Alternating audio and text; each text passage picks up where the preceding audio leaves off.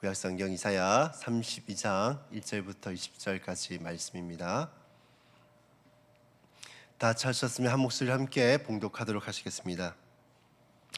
보라, 장차 한 왕이 공의로 통치할 것이요 방백들이 정의로 다스릴 것이며 또 그 사람은 강풍을 피하는 곳, 폭우를 가리는 곳 같을 것이며 마른 땅의 냇물 같을 것이며 곤비한 땅의 큰 바위 그늘 같으리니 보는 자의 눈이 감기지 아니할 것이요 듣는 자의 귀를 기울일 것이며 조급한 자의 마음이 지식을 깨닫고 온유한 자의 혀가 민첩하여 말을 분명히 할 것이라. 어리석은 자를 다시 존귀하다 부르지 아니하겠고 우둔한 자를 다시 존귀한 자라 말하지 아니하리니 이는 어리석은 자는 어리석은 것을 말하며 그 마음에 불의를 품어 간사를 행하며 폐역한 말로 여호와를 거스리며 줄인 자의 속을 비게 하며 목마른 자에게서 마실 것을 없어지게 함이며 악한 자는 그 그릇이 악하여 악한 계획을 세워 거짓말로 가난한 자를 멸하며 가난한 자가 말을 바르게 할지라도 그리함이거니와 존귀한 자는 존귀한 일을 계획하나니 그는 항상 존귀한 일에 서리라. 너희 안일한 여인들아 일어나 내 목소리를 들을지어다. 너희 염려 없는 딸들아 내 말을 귀를 기울지어다. 너희 염려 없는 여자들아 1년 남짓 지나면 너희가 당황하리니 포도수확이 없으며 열매 거두는 일이 이르지 않을 것임이라. 너희 안일한 여자들아 떨지어다. 너희 염려 없는 자들아 당할지어다. 옷을 벗어 몸을 드러내고 배로 허리를 동일지어다. 그들은 좋은 밭으로 인하여 열매 많은 포도나무로 인하여 가슴을 치게 될 것이니라. 내 백성의 땅에 가시와 찔레가 나며 희락의 성읍 기뻐하는 모든 집에 나리니 대저 궁전이 폐한 바 되며 인구 많던 성읍이 적막하며 오벨과 망대가 영원히 구별되며 들나귀가 즐기는 곳과 양떼의 초장이 되느니와 마침내 위에서부터 영을 우리에게 부어주니 강야가 아름다운 밭이 되며 아름다운 밭을 숲으로 여기게 되리라. 그때 정의가 강야에 거하며 공의가 아름다운 밭에 거하리니 공의의 열매는 합평이요 공의의 결과는 영원한 평안과 안전이라. 내 백성이 합평한 집과 안전한 거처와 조용히 쉬는 곳에 있으려니와 그 숲은 우박에 상하고 성읍은 파괴되리라. 모든 물가에 씨를 뿌리고 소와 나귀를 그리고 모는 너희는 복이 있느니라. 아멘.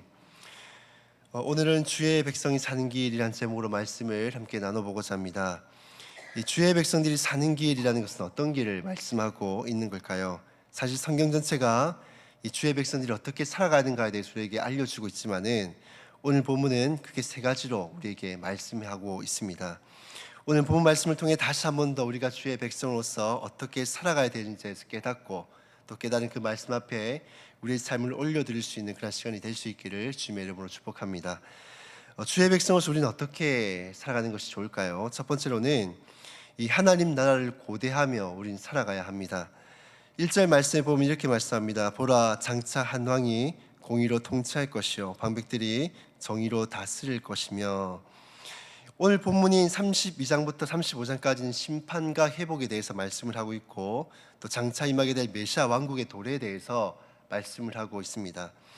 유다 백성들의 회복은 장차 나타날 한 왕을 통하여서 이루어질 것을 말씀하고 있는데 이 왕은 역사적 어떤 시대적 배경을 볼 때는 아수르의 침공을 막아내고 또 종교개혁을 통해 타락하고 무너졌던 이 남유다를 다시금 생명을 불어넣었던 히스기야 왕을 뜻하는 것이 아닌가라고 생각을 할 수 있습니다. 히스기야 왕은 다윗 이래 가장 의로운 왕으로서 유다 백성들에게 이전에 누리지 못했던 평화와 안정과 번영을 가져줬던 왕입니다. 그래서 오늘 본문에서 말씀하고 있는 왕이 히스기야 왕을 상징하는 것처럼 보이기도 합니다. 하지만 이 히스기야 왕조차도 인간적인 연약함들이 있었고 또 완전한 공의를 실현했던 것도 사실 아닙니다. 그리고 무엇보다도 중요한 것은 그의 통치가 영원하지 않다는 것이죠. 히스기야 왕은 육체를 가진 인간에 불과하고 육체를 가진 인간은 언젠가는 죽음에 이를 수밖에 없습니다. 그러니까 그의 통치가 영원할 수가 없다는 것이죠. 오늘 본문에서는 잠시 잠깐 통치할 인간 왕을 뜻하고 있는 것이 아닙니다. 이 왕은 2절을 보시면 그 사람이라고 표현이 되어 있는데 이 문자적인 표현을 보면 이 한 사람이란 뜻입니다. 이는 이 왕을 대신할 다른 사람이 있을 수 없는 유일한 대체에 불과한 그 존재임을 말씀하고 있는 것입니다.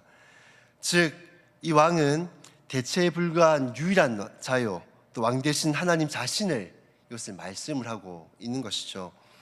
그렇다면 우린 메시아, 우리 왕 되신 그 하나님이 영원히 통치하고 다스리신 그 하나님 나라는 대체 어떤 것일까요? 오늘 보면 17절을 보시면 이렇게 말씀합니다. 공의의 열매는 화평이요 공의의 결과는 영원한 평안과 안전이라. 화평은 우리가 잘 알고 있는 히브리어인 샬롬입니다. 이 샬롬은 조금의 부족함도 없는 충만한 상태, 혹은 전쟁이 없는 평온한 상태, 혹은 아무런 걱정 염려 없는 평온한 상태를 뜻합니다. 히브리 사회에서 샬롬은 인간이 누릴 수 있는 최고의 행복으로 여겼고 이 신적인 선물로 여겼던 것이 바로 샬롬입니다. 우리 하나님이 공의로 다스리신 그 나라에는 아무런 걱정 염려 없는 평안한 나라다라는 것입니다. 뿐만 아니라 17절을 계속해서 보시면 공의의 결과는 평안과 안전이다 라고 말씀합니다. 이 평안이라는 것은 고된 노동을 마치고 나서 이제 집에 와서 편안하게 아무런 걱정 없이 휴식을 취하는 것을 뜻합니다. 그리고 안전은 이 피난처를 뜻하죠. 그 어떤 위기와 위협 가운데서도 이 지켜준 안전한 곳을, 장소를 뜻합니다. 사랑하는 여러분, 우리가 살고 있는 이 땅은 아무리 공의를 행하고 또 좋은 지도자가 나온다고 하더라도 그의 통치는 결코 영원하지 않습니다. 또한 그의 공의는 온전하지도 않습니다. 하지만 하나님이 다스리시는 그 나라에는 샬롬, 영원한 걱정과 두려움이 없는 안전한 곳이고 평안이 있고 또 우리에게 쉼을 제공해주고 안전을 보장해주는 그러한 곳입니다. 그렇게 우리는 이 땅을 살아가면서 이 마음의 샬롬이 없고 또 안전이 위협받을 때마다 우린 장차 들어가게 될 영원한 저 하나님 나라를 기대하고 소망해야 하는 것입니다. 사랑하는 성도 여러분, 썩어질 이 땅에 미련을 두시지 마시고 삶의 어려움이 닥칠 때마다 저 영원한 하나님 나라를 고대하며 기대하며 소망하며 살아가시기를 주님의 이름으로 축복합니다. 두 번째로 우리는 주님의 백성으로서 어떻게 살아가야 하는가 하면요, 거룩한 염려를 가지고 살아가야 한다는 것입니다.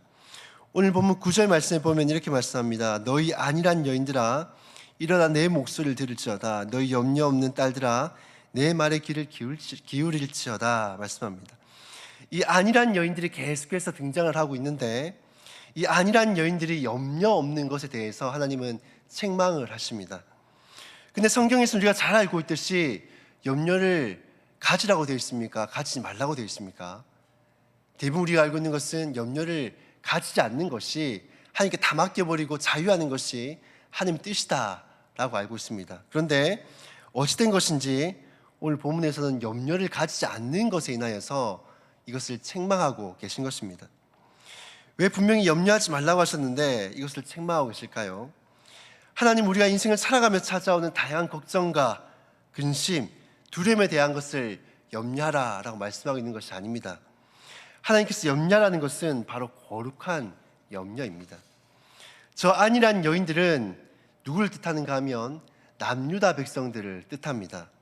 이는 이사야서 3장에도 이 안일한 여인들에 대해서 말씀을 하고 있는데 그 여인들을 이제 의인하여서 이제 남유다를 이제 대해서 설명을 하고 있는 것입니다. 이 안일한 여인들은 이 기금 속으로 자신의 화려하게 치장하고 있지만 실제로는 이 제약된 상황 가운데 살아갔던 여인입니다. 겉은 멀쩡해 보여도 실제로는 매우 타락하고 그런 부정했던 존재였던 것이죠. 남유다가 마치 이와 같았다라는 것입니다. 그들은 제약을 저지르면서도 회개할 줄 모르고 그들은 영적인 태만 가운데 빠져 있었습니다. 그러다 보니까 제약 가운데 있음에도 불구하고 스스로 문제를 인식하지 못하고 오히려 자신들은 아무런 문제 없이 괜찮은 상태다라고 생각을 했던 것이죠. 사랑하는 여러분, 우리 인생의 다양한 문제와 걱정은 하나님께 맡기고 자유해야겠지만 이 거룩한 염려는 우리가 항상 가지고 우리는 살아가야 합니다. 그래서 내가 하나님 앞에서 바로 살고 있는지, 내가 제약 가운데 살고 있지는 않은지 항상 걱정하며 내 자신을 돌아볼 수 있는 삶을 살아가야 하는 것이죠. 그리고 거룩한 염려로 인해 나의 문제가 발견이 되었다면 우리는 그 염려를 회개하고 엎드림으로 이것을 승화시켜 나가야 하는 것입니다. 이것이 바로 주의 백성들이 살아가야 되는 그 삶의 길이라는 것이죠. 뿐만 아니라 우리는 이 또 다른 거룩한 염려도 가져야 합니다. 그것은 바로 교회에 대한 염려, 그리고 이 나라와 저 열방에 대한 그러한 거룩한 염려들을 가지고 살아가야 하는 것입니다. 그래서 그 염려를 갖고 교회의 문제를 놓고 또 나라의 문제를 놓고 열방의 문제를 놓고 우린 기도하는 삶을 살아가야 하는 것입니다. 사랑하는 여러분, 거룩한 염려를 가지고 살아가시기를 주님의 이름으로 축복합니다. 그래서 거룩한 염려가 이 거룩한 삶으로, 또 거룩한 염려가 교회와 나라를 위한 기도로 나아갈 수 있기를 주님의 이름으로 축복합니다. 끝으로 주님의 백성들이 살아가야 될 이 삶의 모습은요, 존귀한 삶을 추구하며 살아가야 하는 것입니다. 8절 말씀에 보면 이렇게 말씀합니다. 존귀한 자는 존귀한 일을 계획하나니 그는 항상 존귀한 일에 서리라 말씀합니다. 이 존귀하다는 말은 하나님을 경외한 자들이 하나님의 뜻을 전적으로 추구하며 살아가는 삶을 뜻합니다. 이러한 사람들은 아무리 이 세상이 제약된 세상이라 할지라도, 이 부조리한 세상이라 할지라도 오히려 그러한 세상에 함몰되지 아니하고 사회 속에서 하나님의 뜻을 구하고 하나님의 뜻을 구현하며 살아가는 삶을 살아갑니다. 사랑하는 여러분, 우리는 존귀한 주의 자녀인 줄로 믿습니다. 그럼 우리는 생각도 존귀하게 해야 되고, 말하는 것도 존귀하게 말해야 하며, 행동하는 것도 존귀하게 행해야 하는 것입니다. 존귀한 자가 존귀한 일을 계획하고 이 존귀한 일에 앞장서듯이 저와 여러분의 삶에 항상 존귀한 일을 계획하고 또 존귀한 이 일에 앞장서는 삶을 살아가는 저와 여러분들이 다 될 수 있기를 주님의 이름으로 축복합니다. 말씀을 정리하겠습니다. 주의 백성들이 살아가야 될 길은요, 하나님 나라를 고대하며 살아가는 것이고 또 거룩한 염려를 가지고 살아가는 것이며 또 존귀한 삶을 추구하며 살아가는 인생입니다. 오늘 하루도 주의 백성으로서 이 길을 달려가는 저와 여러분들이 다 될 수 있기를 주님의 이름으로 축복합니다. 말씀을 기억하시면서 함께 기도하며 나아갔으면 좋겠습니다. 주의 백성들이 이 가야 될 길을 잘 걸어갈 수 있도록 도와주시옵소서. 이 땅을 살아가면서 힘들고 어려운 일이 있을 때마다 하나님 나를 고대하며 살아가게 하시고 또 거룩한 염려를 가지고 나의 삶을 늘 돌아보고 또 교회와 나라를 위해서 기도하는 삶을 살아갈 수 있게 해주시고, 뿐만 아니라 이 존귀한 삶을 추구함으로써 주님께서 기뻐 받으실 만한 그런 삶을 살아갈 수 있게 도와주시옵소서. 그리고 주어진 기도 제목대로 기도하시고 자유롭게 기도하신 후에 돌아가도록 하시겠습니다. 기도하시겠습니다.